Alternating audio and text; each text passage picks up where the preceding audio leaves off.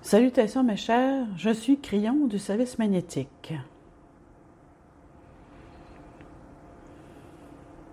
Nous sommes réunis ici pour une classe sur la roue d'enseignement, lémurienne, et c'est la 5e canalisation sur 5. Si vous voulez examiner le rayon de la roue, voici une explication à propos du miroir. Lorsque je vous ai donné les informations originales, et que nous nous sommes retrouvés dans ce qui était la Lémurie et la grande île sur Hawaï, je sais que certaines se demandaient ce que cela signifiait. Et maintenant, alors que le temps passe et que l'enseignement devient de plus en plus abouti, vous comprenez ce que cela signifie. Lorsque vous avez regardé dans les yeux de l'autre et effectué l'exercice, il y a eu des moments aha. Seulement avec un petit exercice. Qu'est-ce que cela vous a apporté? Laissez-moi vous demander, avez-vous produit de l'énergie en faisant cela? Plus que cela, y a-t-il eu une connexion quand vous l'avez fait? De plus, chacun d'entre vous a-t-il pu se retrouver en eux? Ou inversement? Ou peut-être une alliance qui disait « Nous sommes tous deux des âmes en cheminement ». Plus que cela, peut-être y avait-il de l'amour. Un être humain traversant la vie à un autre traversant la vie, et vous ne reverrez peut-être jamais. C'est de cela que nous parlons lorsqu'un seul être humain, naturellement sur cette planète, agira de cette manière, intuitive, lorsqu'une seule personne pensera à une autre personne dans un autre pays et n'aura pas seulement de l'empathie, mais aussi de la compassion pour elle, sans se sentir désolé pour elle, mais en ressentant une connexion pour elle, peut-être à cause des circonstances qu'elle traverse, parce qu'elle voit cette personne en elle, et le miroir est alors complet. Vous savez que le miroir est un cercle. Il y a de nombreuses années, nous vous avons donné un exercice. Nous vous avons dit que nous vous mettions au défi de vous regarder dans le miroir, d'avoir les yeux, d'ouvrir les yeux et de vous regarder dans les yeux en disant « Je suis Dieu, je suis magnifique, je suis ce que je suis ». Et la plupart ont eu du mal avec cela, parce que ce n'est pas de cette façon que la planète fonctionne en ce moment. Il n'y a pas le respect, y compris de toi à toi.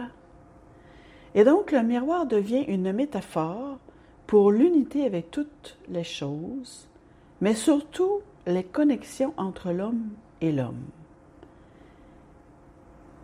Si vous devez retenir quelque chose ces 2 jours de séminaire, si vous devez retenir quelque chose et que vous devriez en faire la liste, pourquoi ne pas commencer par ce point et finir également par ce point, cette connexion entre l'homme et la femme. Et ce sera la compassion pour l'autre, la compassion pour le voyage que vous avez toutes eu à faire.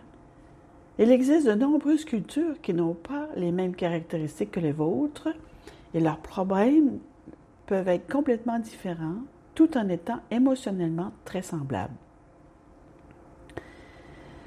Alors que vous considérez la planète à travers les yeux des médias peut-être, ou simplement à travers votre connexion avec la Terre, pouvez-vous devenir une avec elle au point de la ressentir? Et c'est la consigne principale, s'il devait y en avoir une pour la vieille âme sur cette Terre, vous êtes le miroir du Créateur.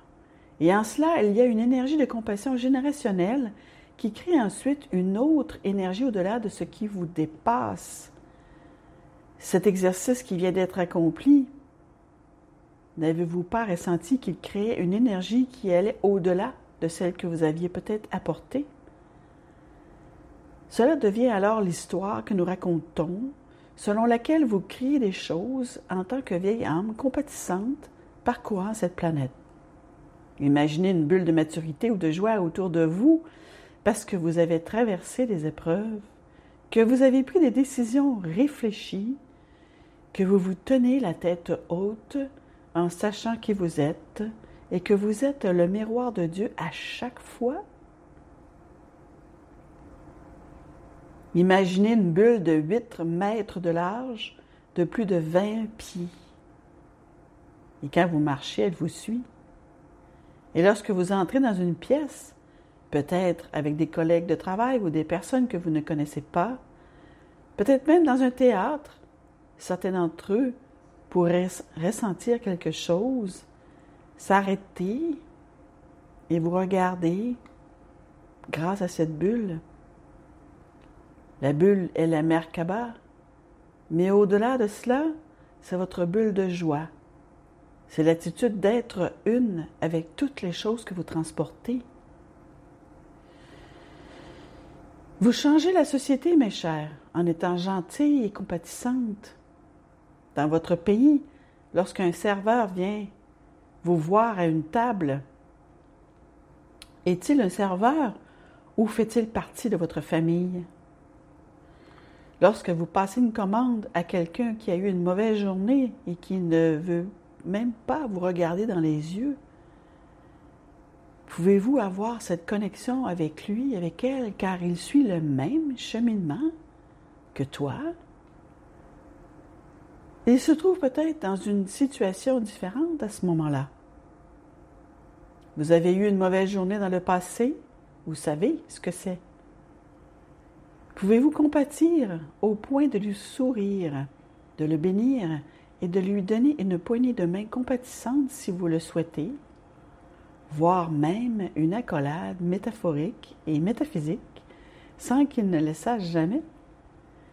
Et je vous le dis, cette personne le sentira. Elle le sentira.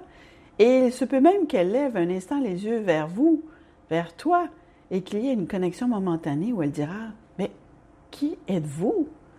Qui pourrait faire ça? » La réponse est que c'est une vieille âme sur cette planète qui mûrit en conscience, en attention et en conscience de l'unité qui vous entoure.